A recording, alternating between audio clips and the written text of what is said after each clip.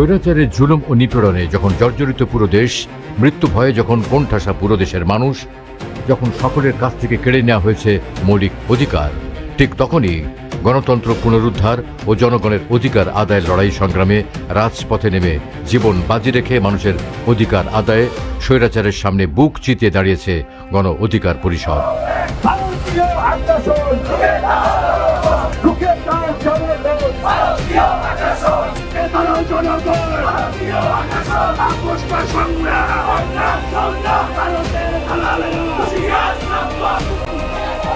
ঢাকা সহ বিভিন্ন বিভাগীয় ও জেলা শহরে গণ অধিকার পরিষদ ও তার অঙ্গ সংগঠনগুলো ধারাবাহিক কর্মসূচি পালন করেছে।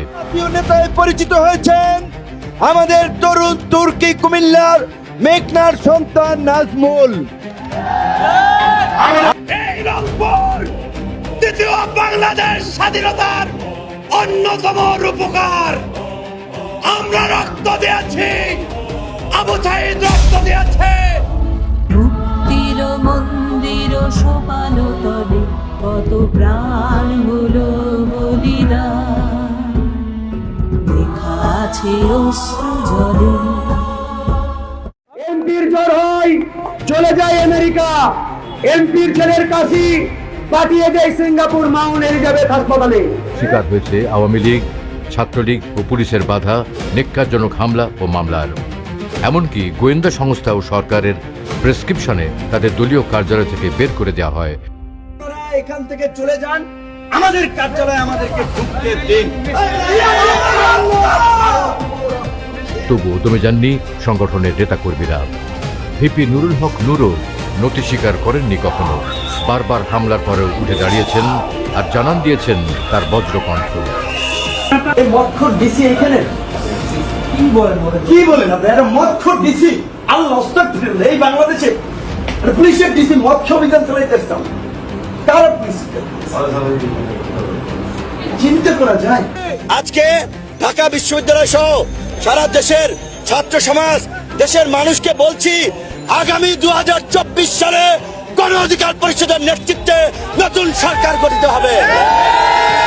কাপুরুষের মতো শত বছর বাঁচতে চাই না, বীর পুরুষের মতো অন্যের বিরুদ্ধে লড়াই করে এক সপ্তাহ বাঁচতে পারলে এক সপ্তাহে আল্লাহর কসম করে বলছি, প্রয়োজনে জীবন দেব, কিন্তু এই দেশের মানুষের অধিকার আদায়ে যে রাস্তায় নেমেছি, অধিকার আদায় না করে ঘরে ফিরে যাব না, আর কিন্তু দেব না। অনেক সহ্য করেছি, আমরাও মায়ের দুধ খেয়ে বড় হয়েছি, আমরাও রক্ত মাংসে আঘাতের জ্বালায় আঘাতের শরীর ক্ষত বিক্ষত হয়ে গিয়েছে। এবার কিন্তু ফিরিয়ে যাওয়ার পালা, প্রতিটি আঘাতকে দ্বিগুণ গতিতে কিন্তু ফিরিয়ে যাওয়া হবে। যদি রক্ত আছে, ধৈর্য ধরছি, ধৈর্য যদি বাদ ভেঙে যায়, তাহলে কিন্তু আমরাও শ্রীলঙ্কার মতো আস্তে হাতে তুলে নিতে, লাঠি হাতে তুলে নিতে পাল্টা ধাওয়া রানের কাছে পারেন। 14 বছরে তো রক্ত আমরা ঝরাচ্ছি, আর কত রক্ত ঝরাবো? প্রয়োজনে এইবার চূড়ান্ত রক্ত ঝরিয়ে করে আমরা ঘরে এই মাফিয়া সরকারের পতনের বছর। ইতিমধ্যে আপনাদের চারপাশ থেকে অন্ধকার ঘনিয়ে আসছে। লড়াই লড়াই লড়াই চাই, লড়াই করে বাঁচতে চাই। আমরা প্রকাশ্যে ঘোষণা দিচ্ছি, আমাদের জীবন দিয়ে হলেও শেখ হাসিনার ফাঁসিবাদ থেকে এই বাংলাদেশকে মুক্ত করবো। আমাকে ফোন দিয়ে জানালো এই প্রোগ্রামটা কভার করার জন্য নিষেধ করা হয়েছে। ক্যান ইমাজিন যে একটা প্রোগ্রাম হবে, কথা বলবে মানুষ, সেটাকে মিডিয়াতে মেসেজ দিয়েছে যে এই প্রোগ্রাম যেন কভার না করে। মানে ইউনুস সাহেবকে নিয়ে আমরা একটা কথা বলবো, সেইটা যেন টেলিভিশনে না দেখাবে। চিন্তা করতে পারেন? আপনারা যদি বেইমানি করে আমাদের সাথে প্রতারণা করেন, কলিজা ছিঁড়ে ফেলবো।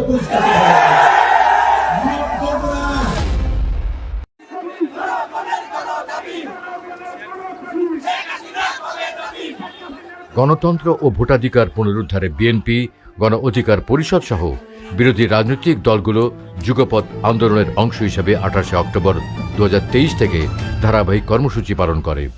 28 অক্টোবর যুগপৎ আন্দোলনের কর্মসূচিতে পুলিশ ও আওয়ামী লীগের হামলা হলে গণ অধিকার পরিষদ বিজয়নগর পানির ট্যাঙ্কি এলাকায় সর্বাত্মক প্রতিরোধ গড়ে তোলে। সেদিন ভিপি নুরুল হক নূরের সাহসী নেতৃত্বে সন্ধ্যা পর্যন্ত পুলিশ আওয়ামী লীগের সাথে ধাওয়া পাল্টা ধাওয়া চলে। যুবলীগ আসতে আছে, ওদেরকে প্রতিহত করতে। হাসিনার দিন শেষ, হাসিনাকে বিদায় দিতে হবে। প্রত্যেকটা নেতাকর্মী এই আনন্দ ঘন মুহূর্ত উপভোগ করছে।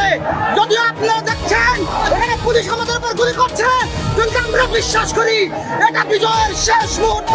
সেদিন আব্দুর রহমান, হাসান আল মামুন, রাকিব সহ অনেকে আহত হন ও যুবনেতা সাইমন গুলিবিদ্ধ হন এবং গুলিতে চোখ হারান শ্রমিক নেতা রুবেল।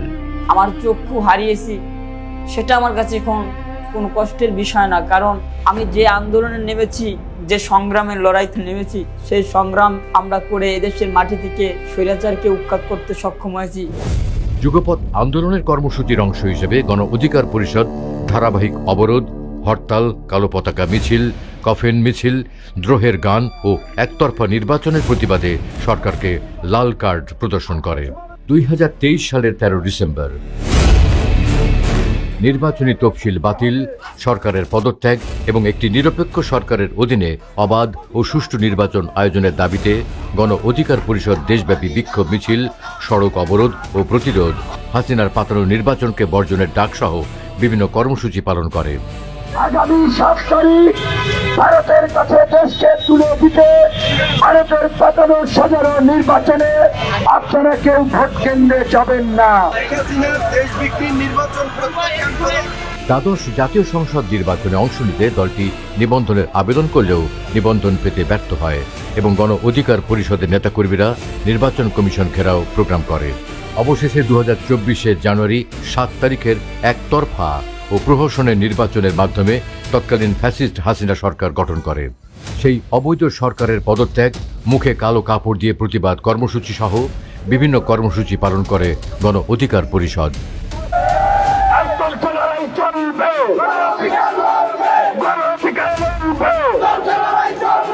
ভিপি নুরুল হক নূর সবসময় আলেম ওলামাদের মুক্তি, তাদের ন্যায্য অধিকার আদায়ে ও সম্মানে সরব ছিলেন। কোটি কোটি টাকা খরচ করে একটা মসজিদ বানায়, কিন্তু কিপটামি করে ইমামের বেতন দিতে গিয়ে তারে দেয় 12,000 টাকা। ইসলামিক স্কলার, আলেম ওলামা, হাফেজদের কাজ শুধু আজান দেবে, নামাজ পড়াবে সেটা না। ইমাম শব্দের অর্থ নেতা, যেটা বলেছে তাদেরকে নেতৃত্ব দিতে হবে সমাজের বিভিন্ন সেক্টরে। একজন হাফেজ পুলিশের এসপি হতে পারেন, ডিসি হতে পারেন, যেই লোকটা আল্লাহকে ভয় করে, আল্লাহর কোরআনকে মেনে চলে, তার দ্বারা দুর্নীতি, অন্যায়, অনিয়ম হবে না। তাহলে এই ভালো লোকগুলো যদি রাজনীতিতে না আসে, এই দেশের বদল হবে কিভাবে? তো কাজে ভালো মানুষকে রাজনীতিতে আসতে হবে।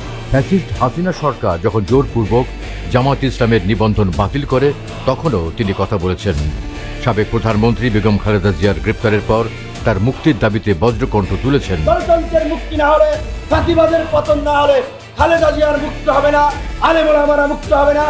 চলমান গাজায় সহিংসতায়, গাজার প্রতি সংহতি ও ইসরায়েলের আগ্রাসনের বিরুদ্ধে সোচ্চার ছিল ভিপি নুরুল হক নূর। নারী বিল্ডিং গুলোকে ধ্বংস করছে, মানুষকে মৃত্যুপুরীর নগরী করে দিয়েছে ইসরায়েল।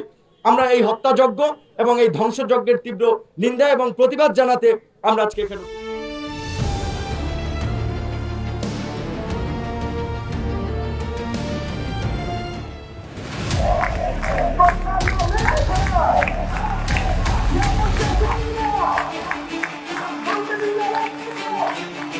জুলাই 2024, বুকের তাজা রক্তে বাঙালি যে ছিনিয়ে আনতে পারে আকাঙ্ক্ষিত স্বাধীনতার লাল সূর্য, ভেঙে ফেলতে পারে জুলুম আর নির্যাতনের সকল জঞ্জাল, 1971-এর পর তা আবার বাঙালি প্রমাণ করল 2024 সালে। স্বাধীনতা পরবর্তী এত বড় গণ অভ্যুত্থান, এত আত্মত্যাগ এই জাতি বোধহয় আর কখনো দেখেনি। ফ্যাসিবাদের নিষ্পেষণের দেয়ালে পিঠ ঠেকে যাওয়া মানুষের পাশে এবারও বুক চিতিয়ে দাঁড়ায় গণ অধিকার পরিষদ। 2024 সালের 5 জুন হাইকোর্ট থেকে 2018 সালের কোটা পরিপত্র পুনরায় বাতিল ঘোষণা হলে তাৎক্ষণিক প্রতিক্রিয়া জানায় বাংলাদেশ ছাত্র অধিকার পরিষদ। 2018 সালের কোটা সংস্কার আন্দোলনের আহ্বায়ক হাসান আল মামুনের নেতৃত্বে মিছিল নিয়ে দোয়েল চত্বর থেকে ঢাকা বিশ্ববিদ্যালয়ে রাজু ভাস্কর্যের পাদদেশে বিক্ষোভ সমাবেশ করে তারা। পরদিন সকালে হাসান আল মামুন রাজু ভাস্কর্যের পাদদেশ থেকে সারা দেশে স্কুল, কলেজ, বিশ্ববিদ্যালয় শিক্ষার্থীদের আন্দোলনে যোগ দেওয়ার ঘোষণা দেন। চলে ধারাবাহিক আন্দোলন। যুবকদের জন্য নিজের জীবন উৎসর্গ করে এই দেশকে পুনরুদ্ধ করেছিলাম, কিন্তু আজকে